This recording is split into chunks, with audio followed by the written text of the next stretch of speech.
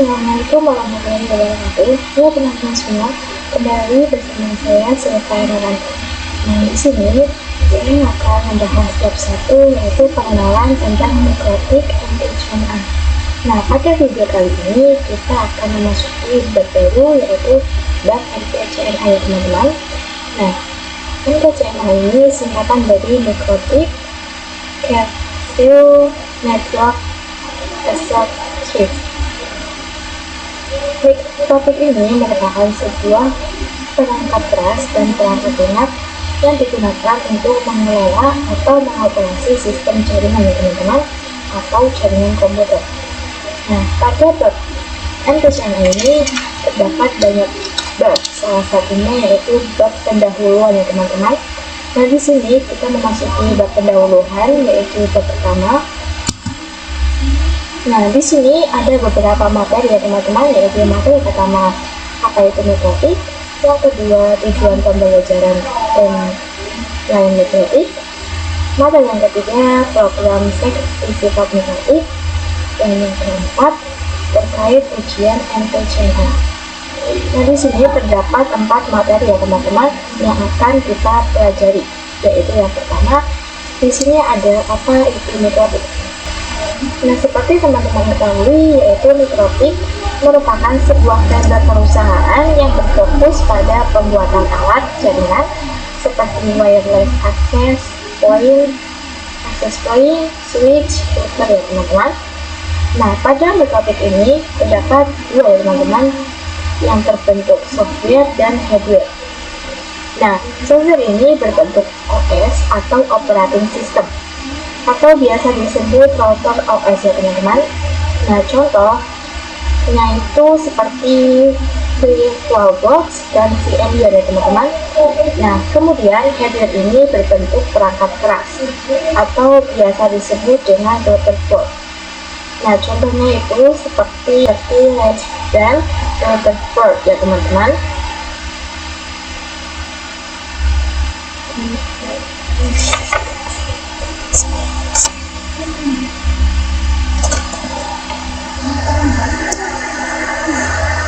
Setelah itu lokasi Riga, Latvia, Eropa Utara.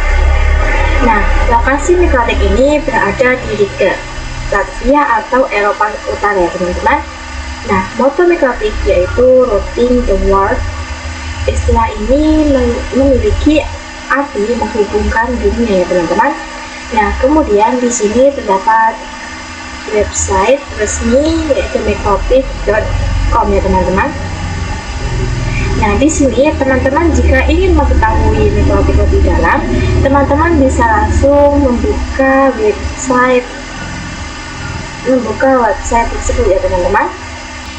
Nah, kemudian di sini mikrotik didirikan oleh John Kelly dan Ernest X. Chase ya teman-teman pada tahun 1996. Nah, di sini juga terdapat perkumpulan ya teman-teman, Mikrotik Meeting.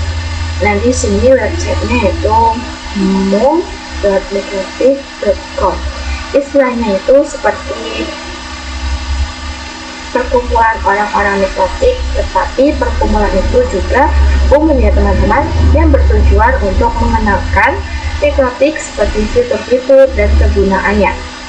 Nah, di sini teman-teman bisa buka websitenya yaitu moom.mikrotik.com ya teman-teman.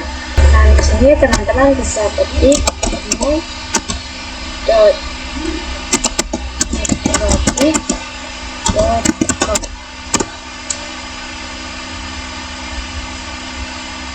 Nah, di sini teman-teman scroll. Dan di sini teman-teman bisa melihat terakhir Moom itu ditiadakan, yaitu teman-teman bisa pencet Sessions link. Di sini teman-teman bisa klik.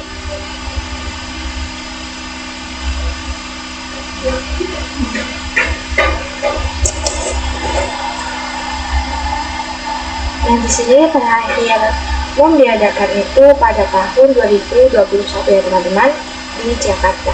Nah, di sini juga ada galeri ya teman-teman. Di sini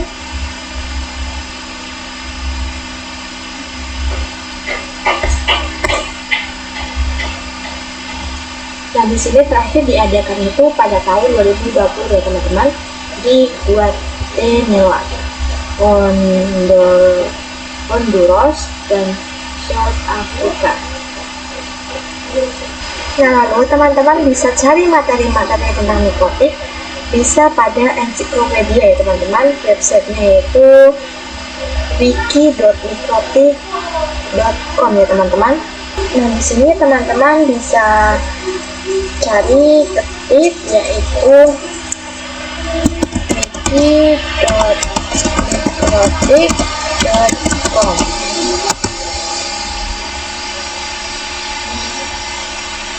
Nah, jika teman-teman ingin mempelajari lebih dalam tentang nikotik seperti materi konfigurasi fitur-fitur, nah teman-teman bisa langsung ke website wiki.nikotik.com ya teman-teman. Nah, di sini ada forum. Nah, di sini teman-teman bisa bertanya-tanya atau berdiskusi tentang seputar nikotik ya teman-teman. Dan di sini juga ada websitenya yaitu forumnikotik.com.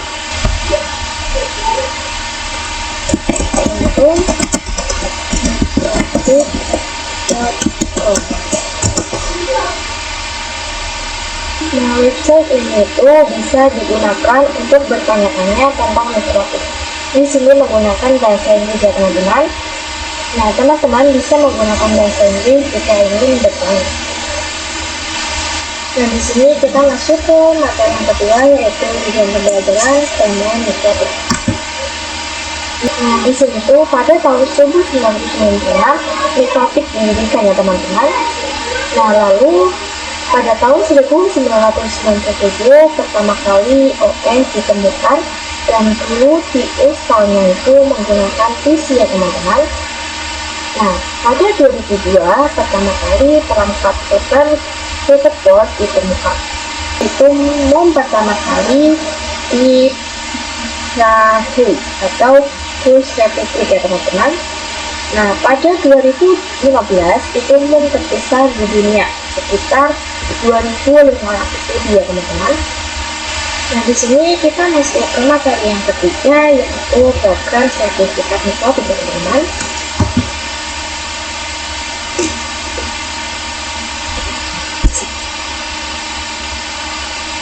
Nah, di sini sertifikatnya tersusun, yaitu yang pertama sertifikasi berjenjang. Kalau belum lulus MTCNA, maka belum bisa ikut ujian level engineer atau level berikutnya ya teman-teman. Yang kedua, masa berlaku sertifikat selama 3 tahun. Setelah itu bisa diperpanjang dengan cara ujian lagi. Nah, lalu yang ketiga dan yang terakhir, jika sertifikasi expired, tetap bisa mengikuti sesi sertifikat next level ya teman-teman. Nah, kunci dari kita bisa mengikuti kelas-kelas selanjutnya, kita harus mengetahui MTCNA dulu. Itu bagian dasar kita untuk naik level berikutnya ya teman-teman. MTCNA ini singkatan dari Nikotik Certificate Network atau ya teman-teman. Nah, untuk kita pemula yang baru mengikuti nikotik, kita bisa mengambil program yang MTCNA, yang mana pada MTCNA membahas hal-hal secara umum atau nikotik secara umum seperti fitur-fitur yang ada.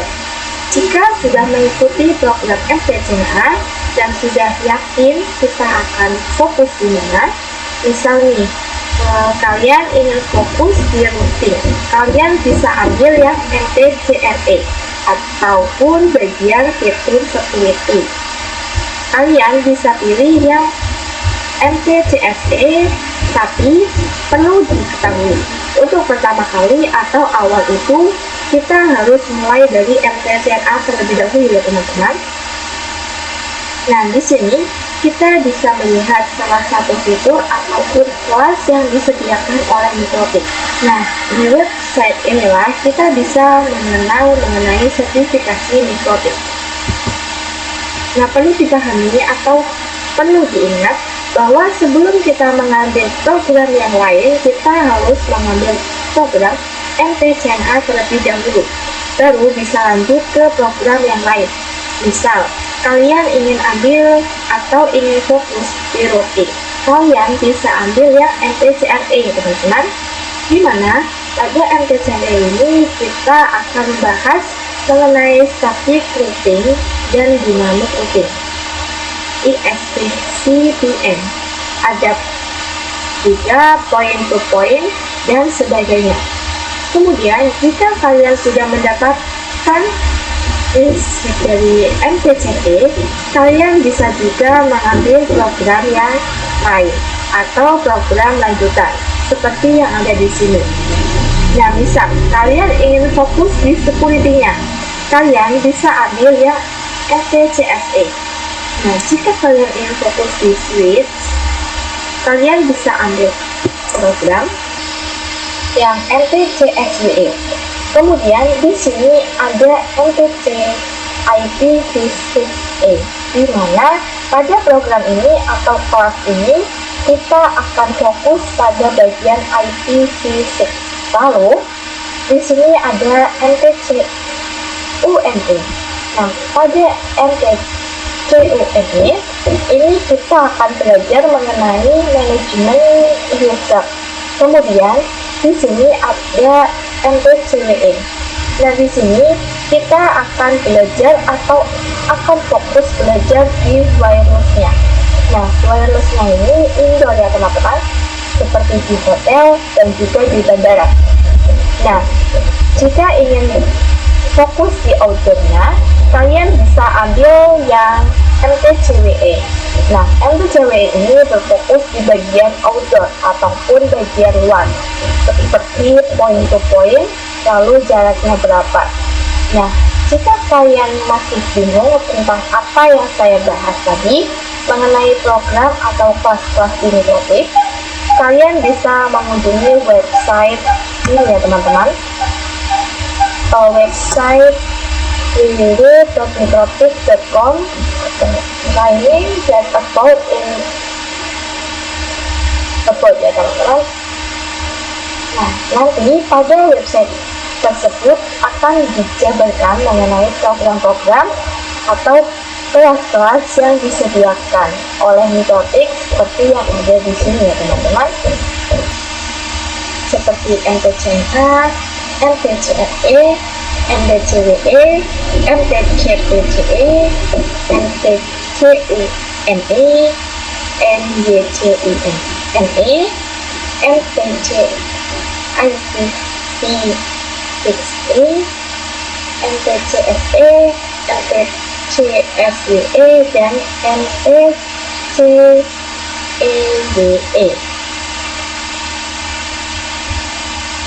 Nah, selanjutnya kita masuk ke materi yang keempat atau yang terakhir, yaitu tentang terkait ujian MTCNA, teman-teman.